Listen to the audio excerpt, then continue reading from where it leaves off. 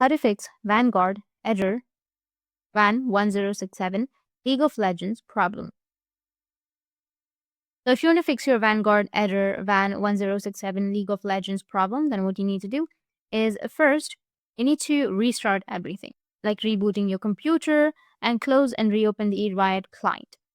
And it might fix your problem. But if that doesn't fix your problem, then the next thing you need to do is check the VGC service. So you need to open up your services, search for services, and then click on it. Now you need to find VGC. You need to click on any service and then press B. And here you will find the VGC service. Once you find the VGC service, what you need to do is just right click on it. Like for example, I'll just simply go with this one. You need to find the VGC service and then right click or double click on it and then click on the startup menu. Or just simply go with properties and then here you will have the startup type, right? So under the startup type, you need to make sure that it has automatic. After that, click on start and apply and then okay. And it might fix your problem. If that still doesn't fix your problem, then you need to go with the task manager. Right click on your taskbar and then go with the task manager right here on the bottom.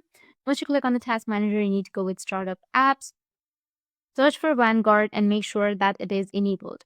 If it is not enabled, then make sure to right click on it and then click enable and then restart your computer again. Now, if you're still facing the error, then the next thing is the best thing you can do. What you can do is just simply go and uninstall your Riot client. You can find your Riot client, or you can also just simply go with add or remove programs, and then you need to just click on it. Once you've searched, it will be on your control panel. And once you're here, you need to search for Riot client and completely uninstall it. Once you uninstall, your problem might be fixed.